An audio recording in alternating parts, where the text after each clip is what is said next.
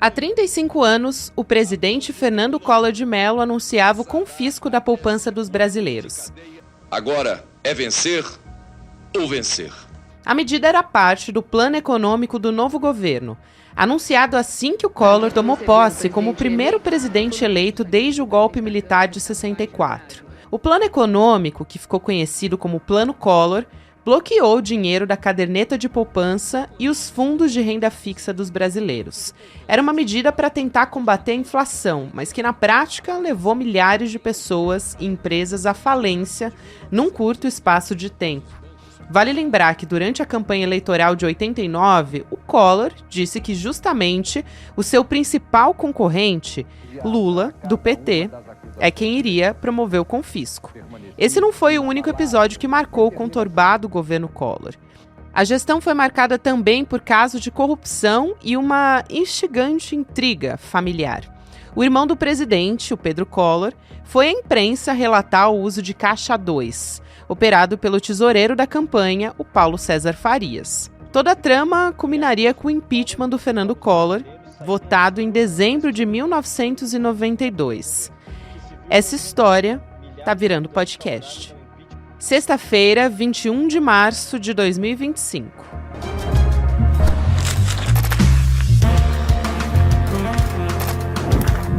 Sou a Gabriela Varela, esse é o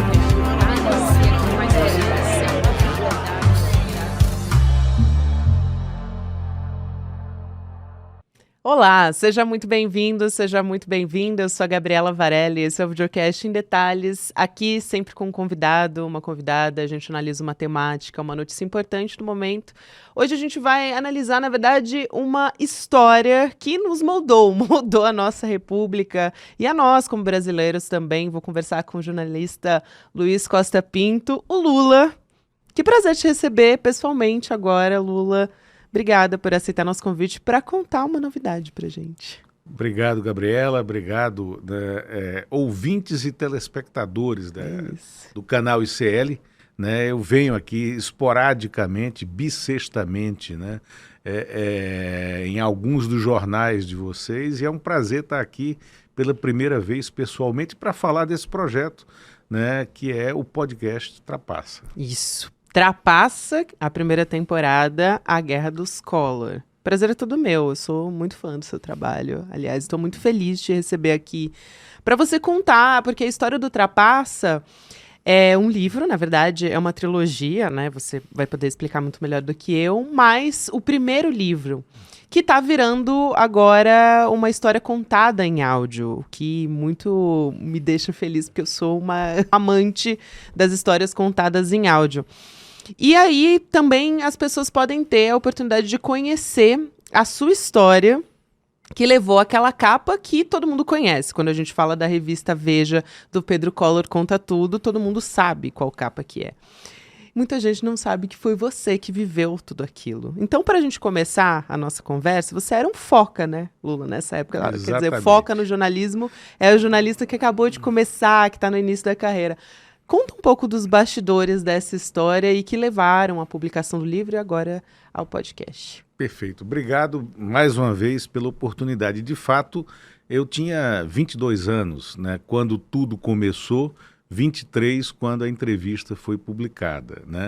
E Trapaça é um livro que eu escrevi, quer dizer, ele chegou às livrarias, ele nasceu em 2019, mas eu fiquei 10, 11 anos assim, pensando e querendo tempo para escrevê-lo.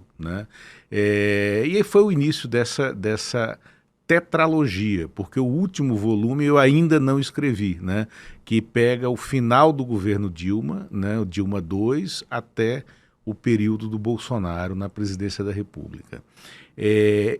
Foi um livro que nasceu, a minha ideia original era escrever um roteiro, mas aí como eu nunca tinha escrito roteiro, um roteiro longo, um roteiro para um longa ou para uma série, até acatando um conselho do Doc Comparato, que à época eu o procurei, ele disse, não, faz o seguinte, você não vai escrever um roteiro bom, né, na primeira vez que você escreve um roteiro. Então, faz o que você sabe fazer. Escreve um livro, mas aprofundando a descrição, trazendo esse acervo de momentos e experiências que você viveu.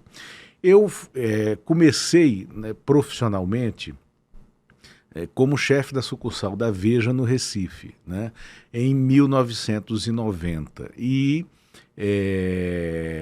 a sucursal de Recife tinha ingerência sobre Alagoas, né?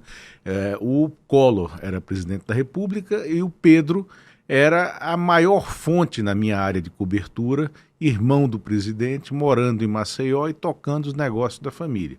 Então ali nasceu uma relação, né, que me aproximou de Pedro. Eu, em 91, fui transferido para Brasília e mantive essa relação. E aí vem algo que não existe mais no jornalismo, que é o investimento numa pauta. A gente sabia, até porque o Eduardo Oineg, que hoje está na Band, era o chefe da sucursal em Brasília e tinha sido o chefe da sucursal da Veja no Recife. O Oineg me aconselhou, né, a fazer do Pedro a minha melhor fonte, porque o Pedro tinha sido fonte dele no passado e disse o seguinte, olha, o Pedro é um cara explosivo, em algum momento ele vai falar e quando ele falar, ele vai ter uma notícia nacional. O Chico Sá, que está aqui com vocês, passou por esses momentos, porque o Chico trabalhou como repórter da Veja no Recife sob o comando do Oineg, né? E viveu aquela época da cobertura da campanha, né? Então eu mantive, a Veja criou essas condições e eu fui, num jargão jornalístico, fui cevando a fonte e fui acompanhando, né, a briga interna entre Pedro e PC. E Fernando por tabela. E o Fernando Collor por tabela. Quando foi, logo depois da Semana Santa de 1992, o Pedro não falava comigo fazia umas 3, 4 semanas, e o Pedro me liga, né, e fala, isso antes de dar a entrevista. O Pedro me liga e diz, vai fazer o quê? E eu digo para ele, eu estou saindo agora para uma entrevista com o Itamar. Eu amo essa Aí história. ele fala, não vai, o Itamar nunca vai te dar nada, vai lá para o fax, né? E aí, para quem nos acompanha aqui, fax é a mais curta invenção tecnológica da história, né? E era uma invenção fantástica. Você metia um papel num canto, ele aparecia no outro, do outro lado do planeta, num facsímile do documento. Então o Pedro me passou por fax, né, alguns documentos, 17 no total, que mostravam mais ou menos que PC Farias tinha dinheiro no exterior, tinha um apartamento em Paris, tinha uma conta bancária em paraísos fiscais, e aquilo era incompatível com ele, com a renda dele. A partir dali eu peguei o material, fui encontrar o Pedro no Rio de Janeiro, do Rio de Janeiro fui confirmar os documentos aqui em São Paulo, vim aqui para São Paulo para confirmar com 2 fontes do mercado financeiro, e eu conto quais eram, tanto no podcast quanto no livro, né? E para ver que material a gente tinha ali. E ali PC, gerou, né? E com o próprio PC, né? Que era escorregadio. Exatamente, o PC não queria e desmentia os documentos e tal, e aí o Mário Sérgio Conte, que era o diretor de redação da Veja naquele momento, foi comigo até o PC numa quinta-feira de manhã, e a gente chancelou ali pelos sinais, né, que o PC continuava negando, mas pelos sinais que ele deu na conversa que nós tivemos, o Mário teve a certeza de que a gente tinha um bom material na mão.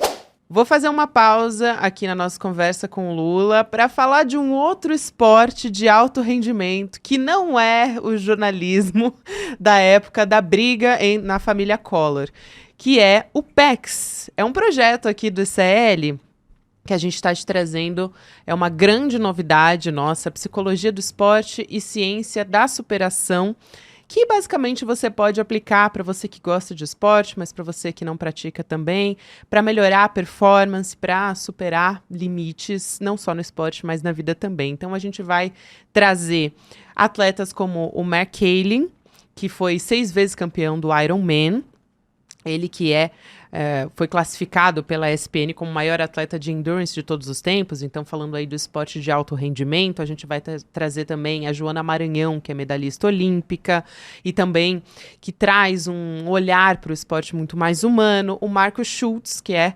instrutor de yoga com mais de 25 anos de experiência, e o Eduardo Moreira vai conversar com eles sobre esse assunto. Vai ser no dia 30 de março, um domingo, às 8 horas da noite. Você tira 2 segundinhos do seu tempo, vai em detalhesicl.com.br, se inscreve para poder participar de forma gratuita. Agora sim, a gente vai voltar para a nossa conversa do Em Detalhes. Você foi muito sagaz, né, Lula, porque o PC dizia, eu não ando com documentos, porque o Lula pediu, deixa eu checar a sua assinatura, porque tinha uma assinatura no documento. Tinha uma assinatura no documento e ele pediu para checar, e aí, quer dizer, ele pediu para checar o documento. Uhum. Aí ele disse que não era a assinatura dele. E aí eu disse, não, então deixa eu ver um documento seu. Eu não ando com documento, né? Aí eu perguntei ainda, como é que você se hospedou aqui sem documento? Ele disse, não, porque a minha empresa já paga esse hotel, era o Cisa Park, né? Já paga esse hotel há muito tempo, tal, eu não preciso de documento para entrar aqui. Aí eu pedi para ele assinar um papel na minha frente. Aí ele disse que não ia assinar porque ele estava com a mão machucada, então não conseguiria assinar. As pessoas teriam uma ideia, né? E aí teve um momento, que é um momento assim fantástico do Mário, né? O Mário era o meu chefe ali naquele momento, e o Mário fala, PC, na frente do PC, PC, você anda sem documento, não está com documento aqui, não consegue assinar nada, entrou aqui sem documento, você vai ser preso por vadiagem, né? E aí, naquele momento, o Mário deu a senha, né? Temos uma matéria. Publicamos essa primeira. O Pedro... E aí tem uma coisa que é também muito, muito típica daquele momento, que é a cúpula, que faz muita falta no jornalismo hoje, né? Sempre me disseram, olha, vamos ficar com alguma distância do Pedro, porque o Pedro está usando a revista, né?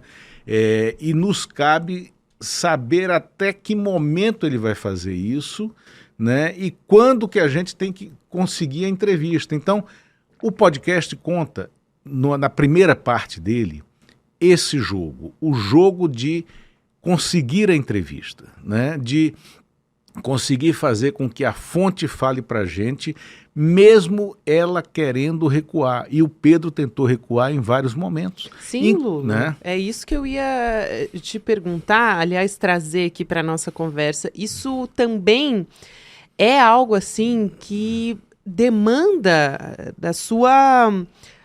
até te coloca em jogo, né, de certa forma, porque é o seu papel ali como jornalista, claro, checar todas essas informações, mas muita coisa que vinha ali do Pedro, ele era uma pessoa explosiva, né? Tem áudios que foram divulgados dele, até no podcast Collor vs Collor, dá para ouvir a voz dele falando, ele era um cara explosivo, falava muito palavrão, soltava informações ali meio jogadas, que se você não tivesse prestando atenção, era uma característica dele, né?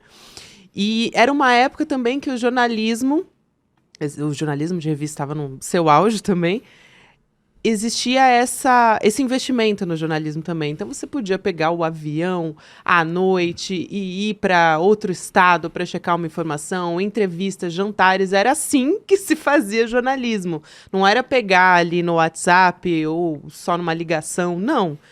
Era sola de sapato, né? Basicamente. Então, eu acho que em alguns momentos isso fica muito evidente. Assim, já ouvi você contar essa história que você vai trazer com muito mais detalhes no podcast, mas é muito diferente do que a gente vê hoje, do momento que a gente vive hoje no jornalismo, né? Exatamente, Gabi. É o seguinte, é a diferença entre o jornalismo declaratório, aquele que os repórteres estão nos corredores de Brasília ou nos salões, ou hoje em dia até vigiando o WhatsApp, né? Ou olhando as redes sociais dos políticos, da burocracia de governo para reproduzir declarações, né? Apenas. E a declaração em si vira crise e não uma investigação de fato, um investimento na notícia, na reportagem. E isso a gente realmente não tem mais, né? Esse tipo de investimento, quer dizer, hoje, não é porque eu estou aqui no ICL, mas o ICL, de maneira independente, tenta reconstruir esses caminhos na nova cena de jornalismo, né, que existe, mas é como se fosse uma ervilha no oceano, né? É um ponto diferente, né, no oceano. E, sobretudo, os veículos tradicionais, que eu chamo de a mídia tradicional evoluiu muito nesse aspecto, né? Naquele momento, é o que você fala, não tinha medida de investimento. E o que interessava, e tem uma coisa que sobressai no podcast, que é a participação do próprio dono da Editora Abril, na época, o Roberto Tivita, que ele disse isso em algumas entrevistas depois, ele disse, olha, eu apoiava o Collor, nós demos várias capas da Veja para projetar o Collor, né, na cena nacional, antes mesmo da eleição de 89. Mas depois a gente viu quem era o Collor. Em alguns momentos eu fiquei 3 dias seguidos na redação da Veja, né? Isso eu estou contando no podcast. E também uma outra coisa, para ganhar a confiança do Pedro e da Tereza, que é uma personagem daquele momento. Tereza, esposa do Pedro. A Maria Tereza Pereira de Lira Collor de Mello, né, que é quase um título nobiliárquico o nome dela, mas a Tereza que virou a cunhadinha do Brasil, né, naquele processo e tal, e que algumas pessoas acham que ela era um dos centros da disputa entre o Pedro e Fernando. Talvez fosse, né? E eu perguntei isso diretamente para o Pedro e a Tereza responde a isso, né? Não no podcast para mim, mas em áudios que a gente recuperou, porque tem uma outra coisa muito interessante nesse podcast, que é a recuperação de áudios, né, daquele momento, do passado. Fantástico. Nós tivemos o Senado Federal, que gravou toda a CPI, colocou à nossa disposição todo o acervo dele, e por uma questão técnica, muita coisa das emissoras de TV aberta da época eram capturadas pelos áudios do Senado, né? Então a gente tem um acervo, né, muito rico, e os debates, o inquérito, né, o inquérito parlamentar naquela CPI, que foi uma CPI diferenciada, foi uma CPI única, né? A maneira como parlamentares como Zé Dirceu, Zé Genuíno, Mário Covas, José Paulo Bisol, o próprio Amirlando, que foi uma surpresa como relator da CPI. Essa CPI, só um parênteses aqui, a CPI que apurava os negócios do PC Farias no governo Collor. A CPI que foi criada depois da entrevista do Pedro. Em 92. Né? Em 92, né? Então, ela mostra como a política se deteriorou também, porque você tinha ali parlamentares de fato querendo apurar, né? E sabendo fazer perguntas, e você tinha uma estrutura de resposta que não era aquele circo que todas as CPIs acabaram virando e que não dão em nada, que não vão dar em nada. Porque, os parlamentares, né, vão para fazer vídeo nas redes sociais, né, para se autocolocarem, né, a imagem deles ali. É um jogo. Não, de exatamente, poder, né? Exatamente. Tem um áudio que é o PC respondendo na CPI, que eu acho esse um momento assim hilário, né? Mas ele está sendo perguntado pelo José Paulo Bisol sobre uma das denúncias do Pedro, que ele teria feito uma festa para comemorar o primeiro $1 bilhão arrecadado pelo esquema deles. Aí o PC pede a palavra e diz, olha, senador, né, o senhor Pedro Collor acha que dólar é capim, por isso que ele fala desse jeito. Né? Mas a maneira, o cinismo com que o PC encarou aquela comissão, mais os reveses que ele tomou, porque ele toma esporros, tanto ele quanto o próprio Pedro Collor tomam esporros do Mário Covas, do Miro Teixeira, do Zé Dirceu, durante o processo. Então, acompanhar esse diálogo parlamentar é um outro ponto alto que eu acho do podcast. Assim como, né, o desenvolvimento, né, da cobertura da imprensa durante o processo político. Porque no início a Veja ficou só. Né? Precisou a entrevista do Pedro para que o resto dos veículos viesse acompanhar, né, a apuração. Mas a imprensa só entra, o grosso da imprensa só entra de cabeça mesmo na apuração quando a Isto É, que era uma revista concorrente da Veja, traz uma testemunha-chave para o processo, que foi o Heriberto França, o motorista que permitiu, né, que se chegasse a documentos que terminaram levando ao pedido de cassação do Collor. Muito bom, né? Um motorista que servia a família presidencial nessa época, né? E aí ele conduziu os parlamentares ali também na CPI. Isso foi fundamental nesse momento da história. Isso sem contar, você vai trazer no podcast todas as dificuldades que se tinha nessa época, né? A gravação, por exemplo, da entrevista com o Pedro, que eu, quando soube que você perdeu a entrevista, eu, assim, quase... Eu senti junto o desespero de se perder uma entrevista como essa, ainda mais no momento em que o Pedro Collor estava indo e voltando, né? Estava jogando com a gente. Exato. Né? Exatamente. O Pedro não queria fazer a gravação. Ele decide fazer a gravação quando ele é destituído do comando das empresas. Mas eu fazia semanas insistindo que ele gravasse, e ele não queria gravar em áudio nem vídeo, porque aí era um alerta que tanto o Mário Sérgio Conte quanto o Thales Alvarenga faziam para mim. Disse, olha, ele não quer gravar porque ele quer desmentir, ele está jogando com a gente, então tem que ser gravado, tal. Quando ele resolve gravar, ele me chama na casa dele e diz, vamos gravar. Jantamos, tal, e fomos gravar, varamos uma madrugada gravando. Ele, inclusive, para me dar certeza de que ele queria de fato gravar, mandou que fosse um cameraman, né, da confiança dele, da TV dele, né, para a casa dele. E esse cameraman gravou em paralelo, porque o meu gravador eu não acionei a tecla de gravação, então eu não gravei. E depois de fazer essa gravação, eu descubro que a fita em que foi gravada era uma fita Betamax, que era um sistema que a gente não tinha muito acesso, era um sistema profissional, só a TV poderia fazer a degravação dele. Eu tenho que fazer a conversão. Aí eu fui à TV Gazeta para fazer a conversão e destruí a fita original antes de ter certeza que a conversão tinha dado certo. Então, foram momentos de tensão que estão devidamente registrados no podcast, né? E,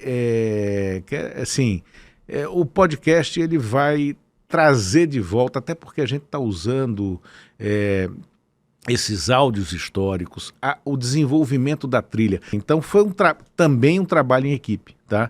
É uma equipe muito, muito pequena, mas muito ajustada, e eu, nesse processo, me descobri locutor, porque a locução é toda minha, né? Excelente, não, e também a sua voz é maravilhosa também, acho que vai ser muito bom de ouvir, eu estou super curiosa e quero também que você conte pra gente quando a gente vai poder ouvir, a gente já pode ouvir o trailer, quem nos acompanha, né? Tá lá no Spotify, no Deezer, na Apple Podcasts, o trailer e um pequeno teaser de 70 segundos, mas o podcast estreia no dia 25 de março. São 8 episódios, que vão ser liberados a ordem de 2 por semana, às terças e quintas. Olha, já dá uma apaziguada Isso. na ansiedade. Gostei de saber que são 2%. São 2 por semana, né? E sempre às terças e quintas, Perfeito. do dia 25 de março ao dia 17 de abril. E aí a gente já tá falando, pensando numa nova temporada, de repente, Lu? Ou é cedo demais? Não é cedo. Eu penso muito numa nova temporada. Eu preciso só ver como a gente financia essa nova temporada.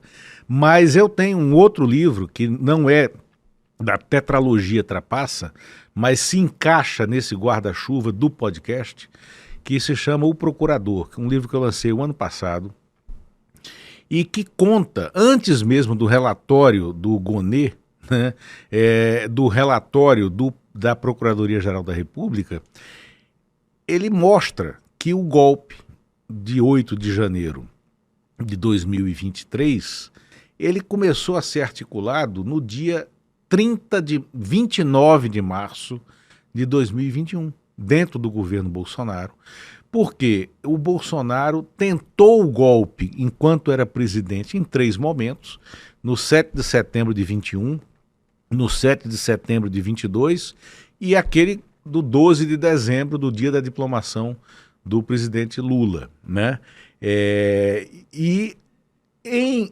Iniciando essa apuração, que foi toda feita com documentos da própria Procuradoria da República do período do Aras, né? Eu mostro também de maneira acessória como a Lava Jato foi desmontada dentro da PGR, independente do Walter Delgatti, do vazamento viabilizado pelo Walter Delgatti. E por quê? Por causa das ilegalidades cometidas pelos procuradores de Curitiba no âmbito da Lava Jato. Então eu tenho esse livro, O Procurador, que é, assim, rapidamente conversível para um podcast, para contar aquelas histórias, e eu estou querendo fazer isso, né? E tenho também uma terceira temporada, né? Uma terceira temporada, né, no horizonte, que é em cima de um livro que eu estou ainda em fase de apuração, mas que se eu conseguir chegar ao fim dessas apurações, vai ser muito interessante, que é sobre o Bicheiro da República. Né? É um livro que contará histórias da relação com a mídia e com a política de um personagem do jogo, né, em Brasília nos últimos 20 anos. Olha, jornalismo assim de qualidade, quando a gente já sabe que no horizonte a gente vai ter mais ainda para poder acompanhar, é bom demais, Lula. Então, olha, eu fico muito feliz de te receber aqui. Acho que nesse minuto final também dá para ressaltar algo que você falou na sua fala, agora na nossa conversa, que é essa diferença, né, na deterioração da política que a gente pode acompanhar. Tem muita gente que não viveu esse período e a gente tem a oportunidade de ouvir. É mais do que você acompanhar nas matérias da época ou então vasculhar nesses documentos, né? Você poder ouvir a história sendo contada e até transpor para os tempos atuais, né? Do que isso, a gente tá vivendo. Né? Quem acompanhar o podcast Trapaça, né? A Guerra dos Collor, vai poder testemunhar, e eu acho que vai ser um prazer ver isso, Gabi, porque eu conto lá realmente bastidores da imprensa, inclusive bastidores de coisas que aconteceram contra mim, como o episódio do Heriberto, eu conto isso, né? Onde nós tomamos um furo, nós de Veja, foi um furo monumental, era uma fonte da nossa concorrência, e com a qual eu não conseguia falar porque o pessoal da Isto É não deixava. E o chefe da sucursal de Brasília, que comandava toda a equipe, era o João Santana marqueteiro, né? E o João produziu um episódio que foi um verdadeiro duelo entre jornalistas na casa dele. Mas aí, para saber, tem que ouvir o podcast. Ah, que maravilha, então. É só pesquisar por Trapaça nas plataformas de áudio. Isso. Trapaça ou A Guerra dos Collor e acha. Vamos nessa, então, ouvir. Obrigada demais, Lula. Boa sorte. Desejo vida longa ao projeto e que venham as novas temporadas também. Vou acompanhar. Obrigado a você e ao ICL. Até mais. Obrigada também a você que me acompanhou até aqui. Agora você fica com o Mercado Investimentos. Na sequência, vem o Rolê ICL e você pode ouvir em detalhes em qualquer momento do seu dia nas plataformas de áudio.